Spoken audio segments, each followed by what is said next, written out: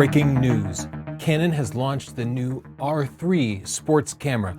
6K video, 30 frames per second, and the weather sealing of a 1DX. It is truly a flagship camera at $6,000, and it has one serious flaw that nobody has told you about. I have analyzed footage carefully and found out the truth behind that 30 frames per second. I'll tell you about it, but first I'm going to tell you about Squarespace. Squarespace makes beautiful websites that anybody, even me, can set up. Just drag your pictures in, tell them a little bit about yourself, and you have an amazing web presence that simply blows away social media. Take orders from clients, set up appointments, get your own domain. That's what your online web presence should be. Get started at squarespace.com/Tony. When you love it, after the free trial, use the coupon code Tony and you'll get 10% off. Thank you, Squarespace. First, a warning about the landslide of embargo videos that you got about the R3. They're all based on a pre-production camera. What that means is, for even those people who have the camera hands-on, they're not necessarily entitled to say negative things about the camera. If you find a flaw in a pre-production camera, you say to the camera company, hey, I'm experiencing this bad thing. And they say, that's because it's a pre-production camera.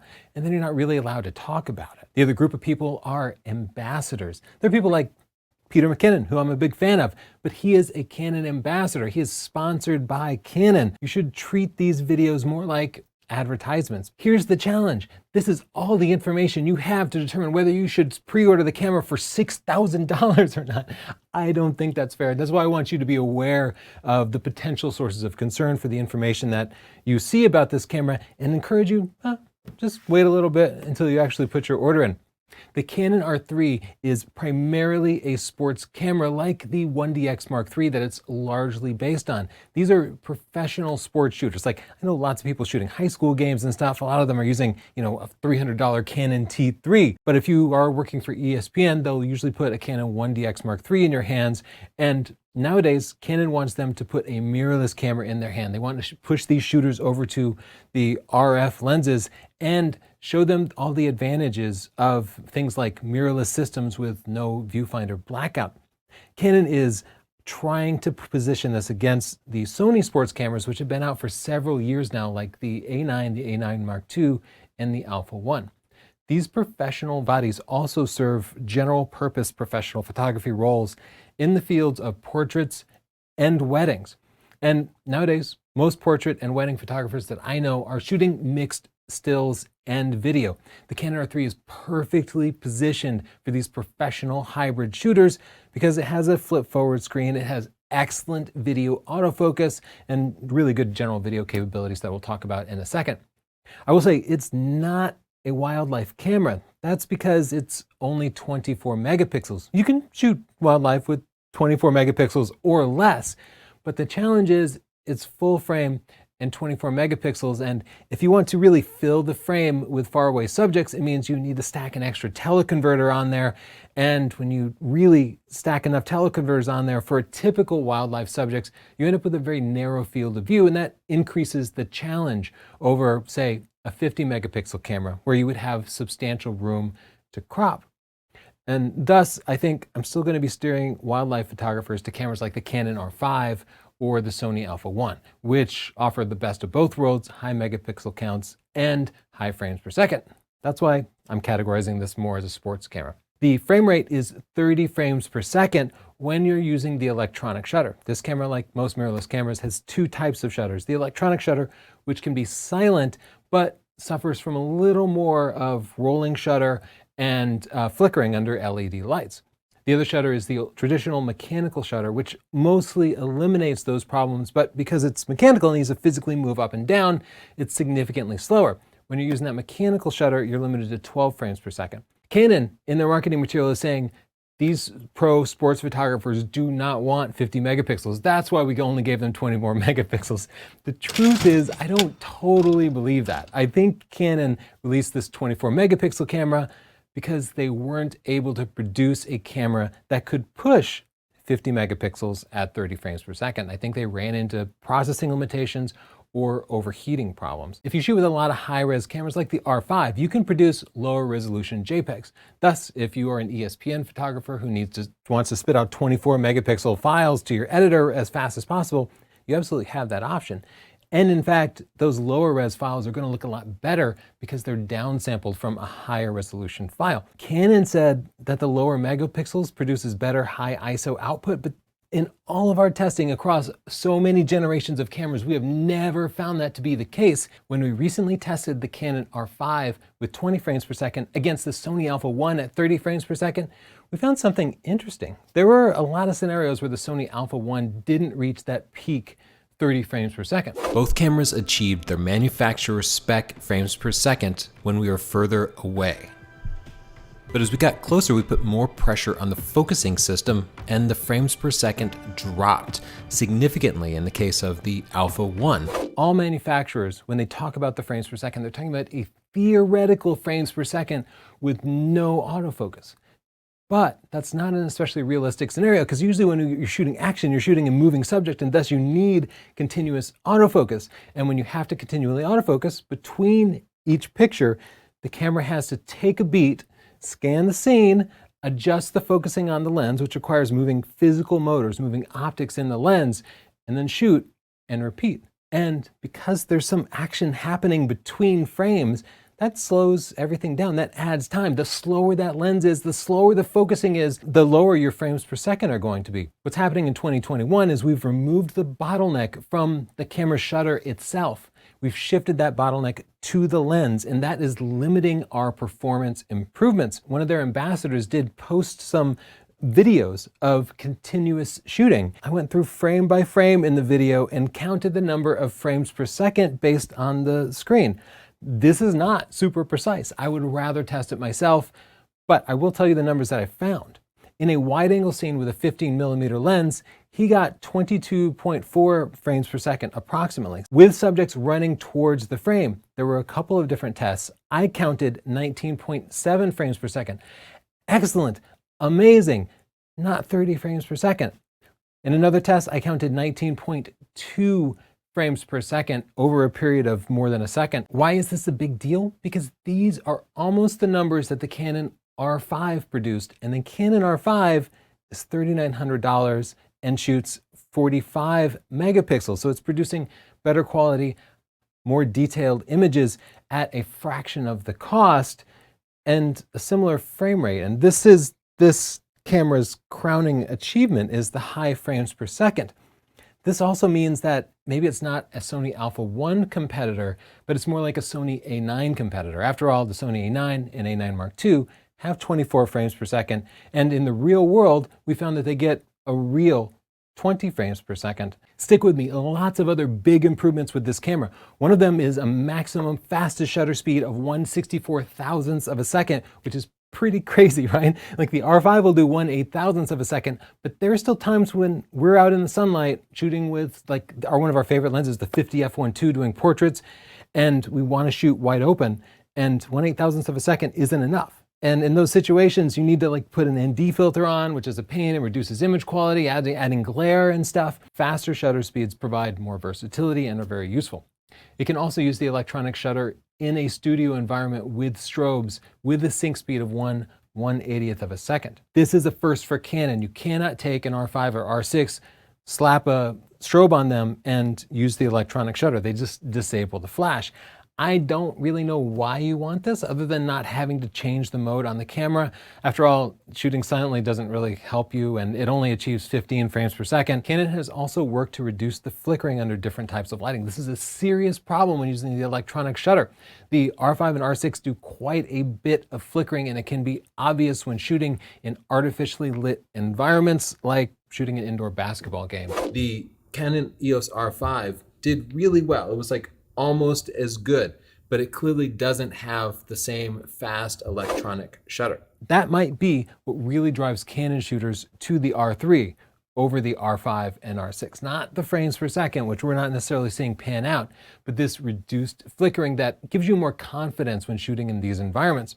Like the Sony Alpha 9 Mark II, they've built a feature in that will allow you to fine-tune the shutter speed. And indeed, we do find that with that fine-tuning ability, we're able to get up to like 1/500th of a second without showing any flickering, whereas without that ability, it might be more like 1/200th of a second. They also have extended their flicker reduction ability to the electronic shutter. Previously, it was only in use in the mechanical shutter where you didn't really need it that much.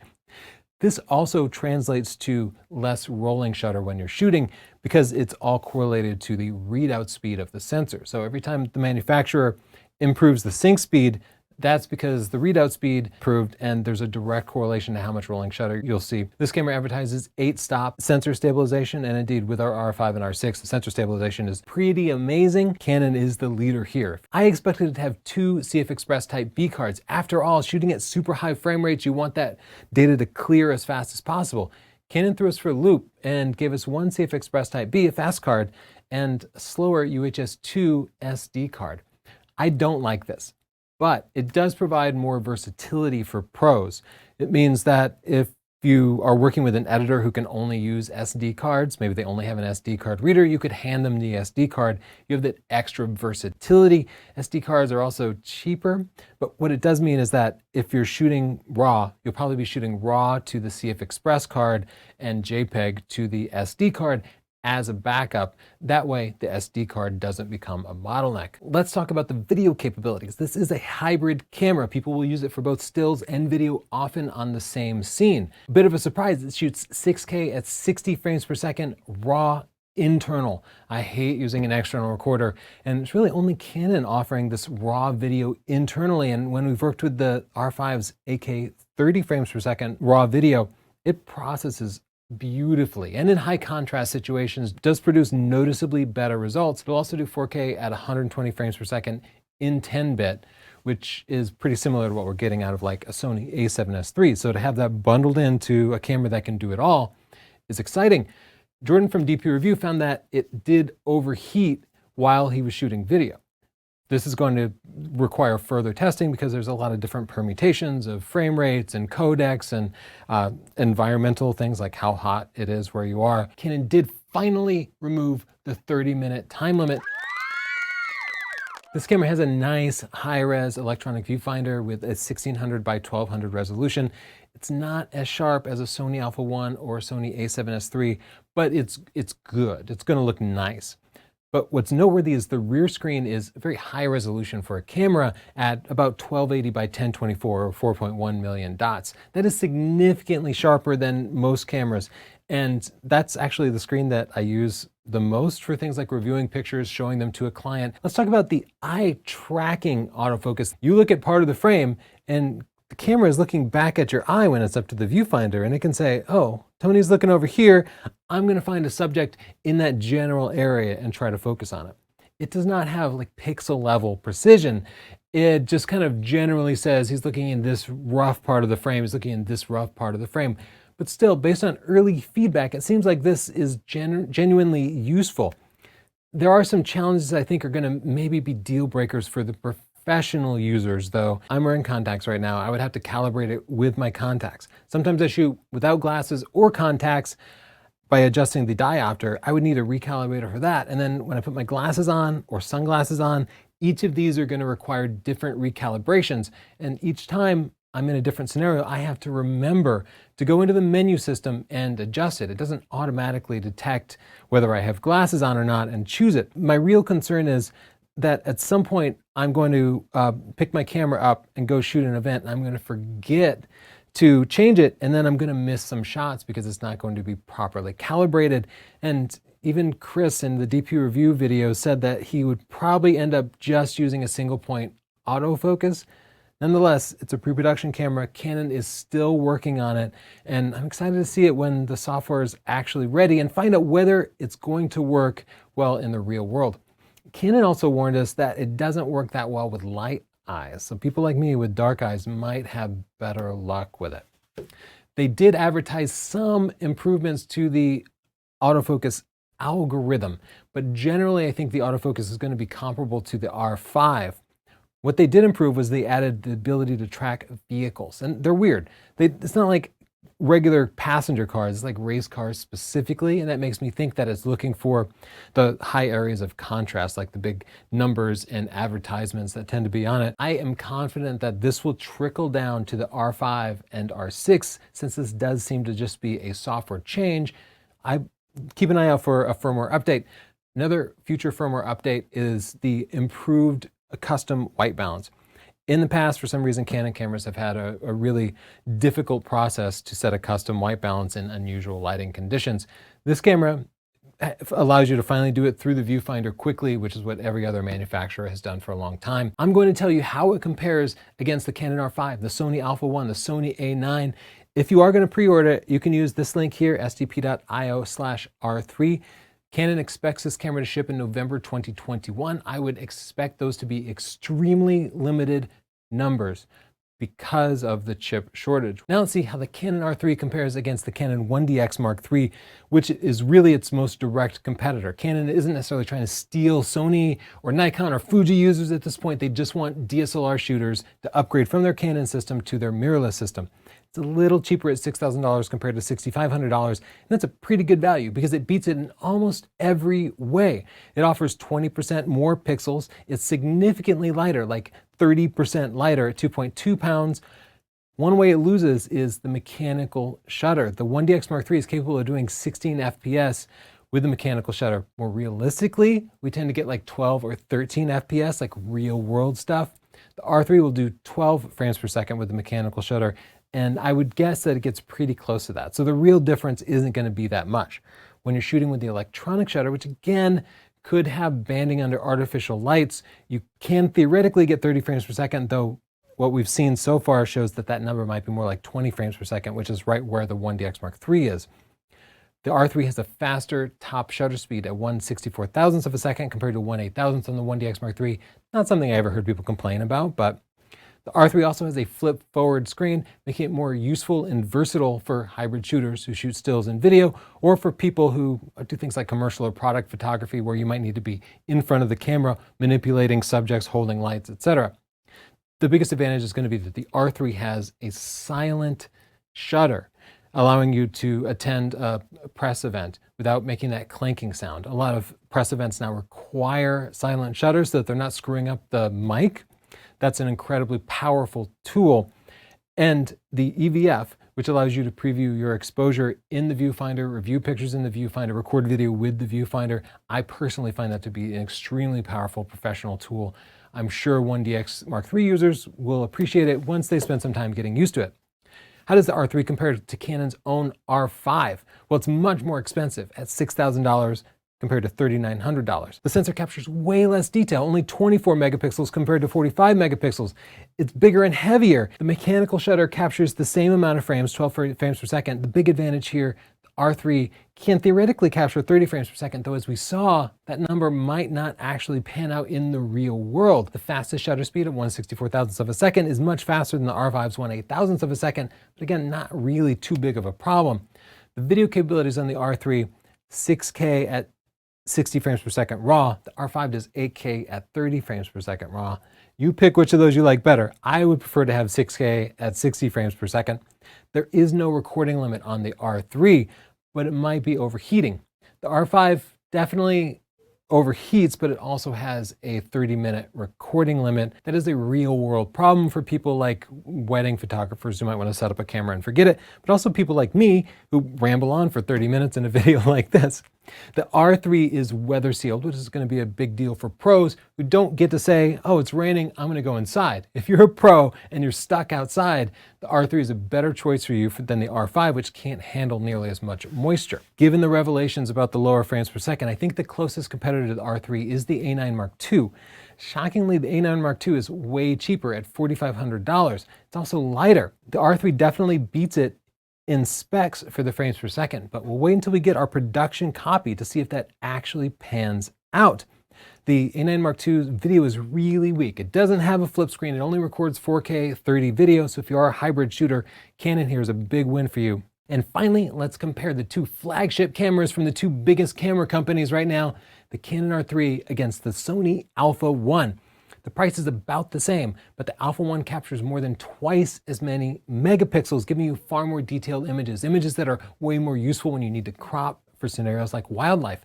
The Alpha 1 is significantly lighter in the field. They both have a top frames per second of 30 frames per second with the electronic shutter. Neither one of them hit that in the real world all the time, but we'll have to test them side by side to see which is actually better for those shooting action.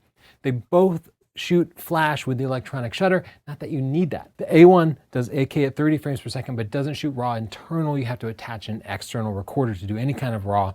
The R3 will shoot 6K at 60 frames per second RAW, and the R3 has a flip screen. So for those of us shooting video, the R3 is clearly a better hybrid shooter. Here's an R3 feature that will be coming to the entire Canon lineup soon, and that is they are changing their hot shoe. They're not calling it the multi-function shoe, and they're allowing you to do things like connect microphones to it. I suspect we're going to see lots more accessories for this, including Canon-specific microphones that function, well, exactly the same way as the Sony microphones that we've been using in Sony's multi-function shoe. They also announced the Sony EO1 flash to go in this multi-function hot shoe. It's $1,100. I will be happy to test it, but I'm pretty sure I'm going to stick with my cheap Godox flashes. I'm sure they're not as good as this, but what I do is I pack 2 or 3 Godox flashes. If one breaks, I just throw it out because they're like $180 compared to $1,100. But what I do like is they have a little wireless transmitter, which is very small, only $120, and just has a menu button as the interface. So if you want to adjust your remote lights, you push the menu button, and then the menu pops up on the back of the screen.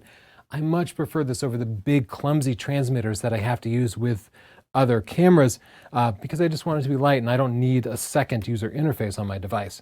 Here's one of those microphones that I was talking about. It attaches directly to the hot shoe. This would be perfect for vloggers. Notice no cables to get tangled that can come loose and ruin your entire recording. If I sound bitter, it's because it's happened to me a lot. Canon also advertises the mobile file transfer, which is cool. It allows you to connect your smartphone via a USB cable to the Canon camera, and then you can transfer files via FTP across the cellular network with no Wi-Fi connection at all. Really cool, but when I tested it the last time, it didn't work. I just couldn't get it to work and I gave up. And I noticed the app here has 2 ratings and they're both 1 star. So I don't get the impression this is working on the real world very often, but I would like to test it when we can get our hands on the R3. Now let's talk about the things that I'm kind of disappointed about. It's totally unfair of me. This camera is not even out yet. It's something brand new that didn't exist before, so how can I complain about it? Well, it doesn't have GPS, which is so annoying to me because GPS tagged photos are so cool. Go into your iPhone now or your smartphone and go into the Photos app and just look at the map view and you can see where your pictures were taken. As a professional photographer, if you're thinking, oh, I got that picture at Red Bull Stadium. I remember it was in 1999. Now you can go into Lightroom and narrow it down by location if they're GPS tagged. But you can't do that with this camera unless you use an external adapter. It also still has no internal memory, which means if you forget your memory cards, you're out of luck. And yeah, pros forget things all the time because you're working on a schedule. Internal memory also has the advantage of being far more reliable and faster. While Canon gave us that cool little tiny adapter that fits in the hot shoe, why not just put that in the camera? So we don't need to buy a separate accessory that can get broken or lost. In fact, why don't you give us one radio that allows us to control remote flashes and synchronizes with remote microphones or remote headphones so the camera can be totally cord-free. Connecting your smartphone to your camera through a USB cable and then uploading stuff to the internet is cool, but you know what would be way cooler? Just paying $10 a month and adding your camera onto your current cellular plan so that you could just transfer stuff that way. Of course you can do that. My watch has a cellular connection. It doesn't take up a lot of space or use a lot of battery power. Build it into the cameras already. There's also no apps. Every camera manufacturer still uses very primitive operating systems rather than building them on Android or something that would provide so much more flexibility. As a result, things like live streaming to Instagram or TikTok is impossible. And there's a world of creators who rely only on their smartphones for these things now. Your cameras would produce better images, but the functionality isn't there. Open it up. Just give us just one camera that has the flexibility of the Android operating system. Please subscribe. That's how you support independent creators like ourselves. We have never taken money or free gear from any camera manufacturer. Ask the other reviewers if they can say the same thing. Please support the independent, objective reviewers by supporting our sponsors like Squarespace. When you need a website, which is always and right now, you should use squarespace.com/Tony. Set it up for free. See how easy it is to use. Mine has been 100% reliable. I've sold so many prints on it over the years. It literally pays for itself. It looks so much better than just your social media, which is filled with ads, and they can pretty much take it away from you anytime you want. Squarespace.com/Tony gets you started. When you love it, use the coupon code Tony and get 10% off. Thank you, Squarespace.